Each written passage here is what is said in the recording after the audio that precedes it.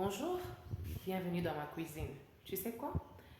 J'étais en train de faire mes assiettes, je nettoie ma maison et il y a une pensée qui m'a traversé l'esprit. Normalement, je ne fais pas des lives comme ça, mais je commence à prendre plaisir à le faire. Parce que parfois on oublie, hein. Non, j'en parlerai demain, je vais faire le live demain pour en parler et tu oublies. Alors écoute cette histoire. Un jour, je servais le Seigneur, bien évidemment, dans une église. Je servais. Et je suis arrivée dans cette église-là avec beaucoup d'honneur. On me respectait, on me valorisait. En tout cas, il y avait beaucoup d'honneur. Je recevais beaucoup d'honneur dans cette église-là.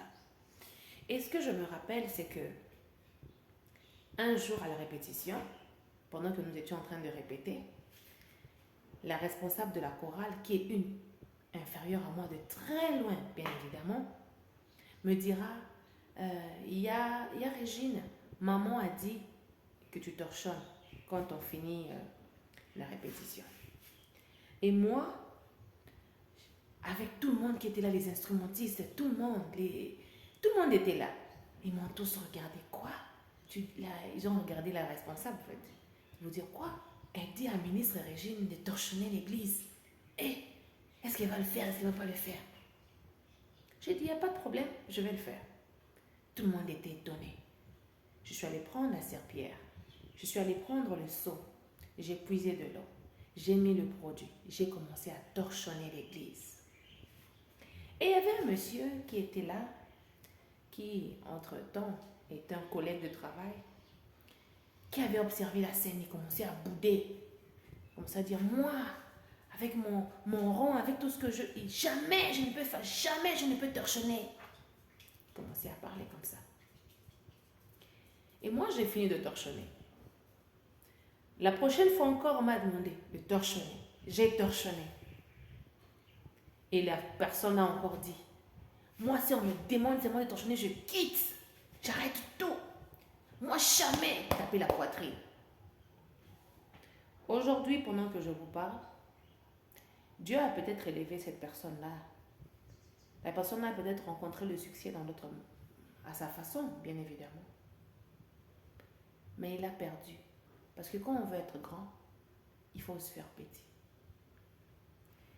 Quand tu n'es pas serviteur de quelqu'un, tu ne réussis pas. Il faut être serviteur des autres. Jésus a lavé les pieds de ses disciples. Quand je regardais, je me suis dit, moi, avec ma popularité, avec ma capacité de chanter, avec ma beauté, avec tout ce que je possède, avec mon gabarit, cette petite me demande de torchonner. Je pouvais dire non, mais je l'ai fait.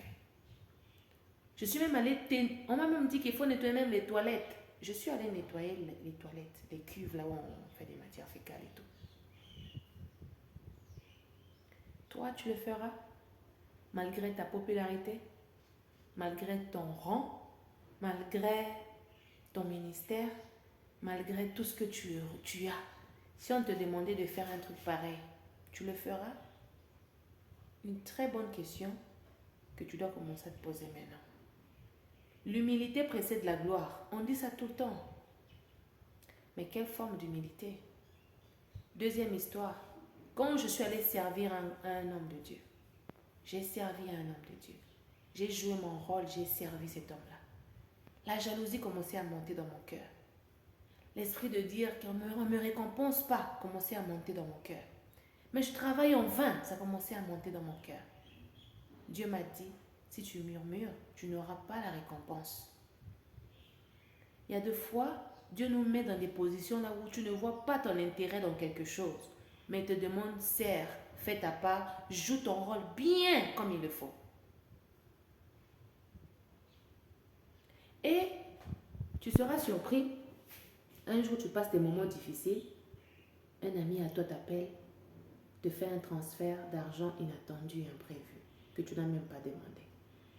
Tu es tombé malade, quelqu'un vient t'acheter des médicaments imprévument sans que tu ne le demandes. Ça, c'est la meilleure façon que Dieu récompense ceux qui les servent. Parfois, moi, j'attends la récompense au nord, au moment où la récompense me vient du sud. Traitons bien les gens. Joue bien ton rôle d'enfant de Dieu. Fais ta part sans rien attendre en retour de personne. Et Jésus se souviendra de toi au moment opportun. L'humilité précède la gloire. Nettoyer l'église, torchonner, faire ceci, servir un grand homme de Dieu, sans qu'on te paye, sans qu'on te remarque, sans qu'on te récompense, ne fait pas de toi la moindre.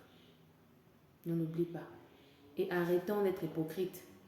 Ne nous aimez pas seulement quand on est bien habillé. Ne m'apprécie pas seulement quand je suis bien habillé. Aime-moi comme je suis. Tolère-moi, accepte-moi comme je suis. Sinon, je suis désolée, je serai obligée de t'écarter de moi. Beaucoup ne comprennent pas pourquoi ce Régine n'est pas amie avec les gens. Elle est orgueilleuse. Je ne suis pas orgueilleuse. Je t'ai fréquenté, je me suis rendu compte que toi, tu n'aimes que les gens hypocrites. Tu n'aimes que les gens qui s'habillent bien, qui font les ongles, qui sont tout le temps bien habillés. Mais ce n'est pas tous les jours qu'on est bien habillé. Ce n'est pas tous les jours qu'on a une bonne tête là. Non. Il faut apprendre à arrêter ça. Moi, je fais partie des gens qui ne sont pas hypocrites. Mon ministère, Dieu m'avait dit, c'est différent de tous les autres. Déjà, je vous le dis souvent. Moi, je voulais faire les choses comme tout le monde. Je voulais classer les histoires en ordre, suivre la logique comme tout le monde. Dieu m'a dit, moi, je ne suis pas dans la logique là. Toi, fais les choses comme tu les peux. C'est pourquoi à partir de maintenant, vous voyez, je me comporte à ma façon. Tu m'acceptes, gloire à Dieu. Tu ne m'acceptes pas aussi, gloire à Dieu. Parce que j'ai même appris à comprendre que tout le monde ne peut pas m'aimer. Je ne peux pas fonctionner avec tout le monde. Mais je suis appelée à jouer mon rôle, à faire ma part. Sers le Seigneur avec un cerveau bien structuré, sachant que non, si tu rates de faire le bien aujourd'hui, tu perds pour 10 ans. Ok? Sois béni et bonne journée.